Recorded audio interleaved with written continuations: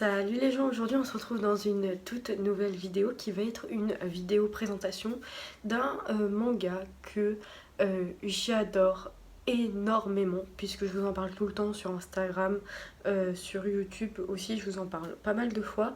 Donc je ne vous en dis pas plus et je vous laisse avec la suite de la vidéo.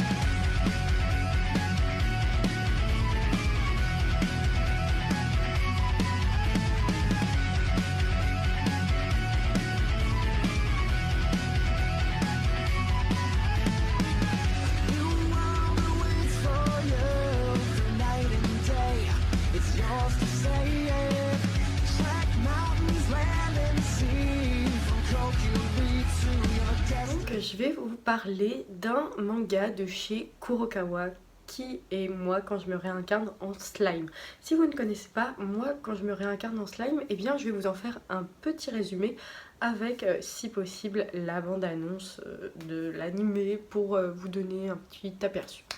Donc, qu'est-ce qui se passe dans moi quand je me réincarne en slime? Eh bien, notre héros principal est un homme de 40 ans qui travaille dans des bureaux et qui n'a jamais eu une vie amoureuse passionnante. Et un jour, il va avoir un rendez-vous avec un de ses amis qui va lui présenter une copine. Et durant qu'ils se baladaient dans la rue, eh bien, un homme fonce sur eux. Et pour protéger son ami, notre héros va se entre guillemets déposé en martyr dans le sens où il va pousser son ami et prendre l'homme de plein fouet, homme qui avait bien évidemment un couteau, et du coup notre héros principal meurt à 40 ans, totalement vierge et avec plein de regrets. Sauf que durant sa mort, il va entendre une voix et à chaque fois qu'il va se plaindre de quelque chose, la voix va lui dire tu développeras une résistance au froid par exemple. Il va le dire à un moment, je meurs comme les grands sages qui préservaient leur chasteté, et du coup cette voix va lui dire acquisition de la compétence grand sage acquise. Donc notre héros va finir par sombrer puisqu'il est mort et on ne sait comment il va revenir à la vie, mais pas n'importe comment, puisqu'il sera dans un monde où il s'est réincarné en slime. Slime qui est le monstre le plus nul de ce monde fantaisiste dans lequel il vient d'arriver. Et ça va l'amener à des situations un petit peu rigolotes. De plus qu'il n'a pas atterri à n'importe quel endroit dans ce monde, mais dans une grotte. Et cette grotte a un invité particulier puisqu'il s'agit du plus puissant des monstres et qui vit dedans. Et bizarrement, le destin va faire qu'ils vont se lier d'amitié. Donc moi quand je me réincarne en slime, c'est comme vous l'avez bien compris un isekai, mais c'est pas n'importe quel isekai puisque on va aborder plein de thèmes que j'ai trouvé juste génialissimes. Il y a un moment où on aborde par le biais d'un personnage en particulier, on aborde la guerre du Japon entre le Japon et les États-Unis, il me semble, puisque il y a un moment où le Japon est victime de bombardements, etc. On aborde plusieurs thématiques, on voit un petit peu le truc des différences en fait, et on va voir comment entre guillemets, passer au-delà des différences, peu importe la personne, l'espèce, etc. On va découvrir plein de choses sur ce monde, et il va y avoir également un aspect un petit peu, je ne sais pas si vous avez déjà joué à par exemple des jeux mobiles où tu construis une nation, et bien on va avoir un petit peu cet aspect là de construction de villes, de développement de la vie, que ça soit par l'agriculture, des trucs comme ça, mais c'est toujours fait de façon douce, dans le sens où on nous abreuve pas de techniques un peu bizarres. Le combat est très présent. On a des arcs très intéressants, notamment on a un arc avec une armée, etc., qui je trouve et un très très bon arc. On a la découverte de plusieurs mondes, on apprend un petit peu tous les empires qu'il y a dans ce monde fantaisiste. Et moi je trouve que la qualité graphique est vraiment très très très sympa. Donc ce manga est disponible aux éditions Kurokawa.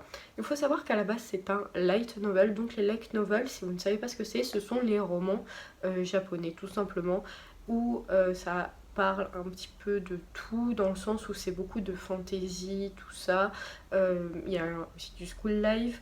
Pas mal des mangas que nous connaissons en fait sont à la base des light novels. Donc Sword Art Online à la base par exemple est un roman.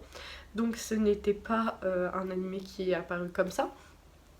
Mais honnêtement, moi quand je me réincarne en slime a un gros potentiel.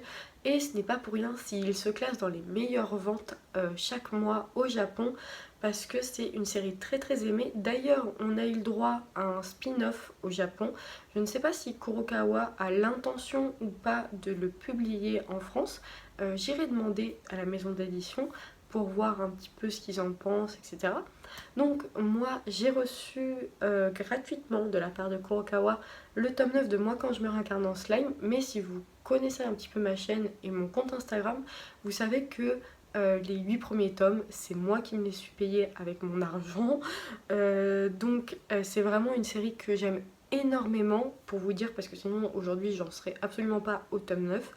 C'est une série qui a vraiment beaucoup de potentiel et les thèmes sont bien exploités, je trouve. Je vous laisse encore ici avec quelques petites images de l'animé si j'arrive à vous caser ça. Mais c'est un super manga et je vous le recommande franchement à 30 000 % parce que c'est un manga mais juste génialissime. Et je reviens tout de suite vers vous parce que je vais vous montrer donc le coffret, la figurine que j'ai, les couvertures des mangas, tout ça tout ça. Donc déjà Kurokawa avait fait une... comment dire, quand on achetait 2 mangas, on avait le droit à un carnet, soit de la licence Red Sword Akame ga Kill, soit de Moi quand je me réincarne en slime. Et moi j'ai eu 2 carnets parce que j'avais acheté dans plusieurs librairies différentes.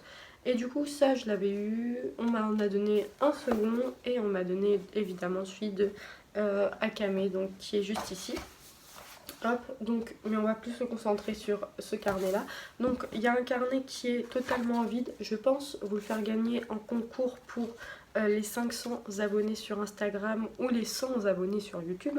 Donc hop, derrière il est comme ceci. Ils sont vraiment, il est très grand. Hop.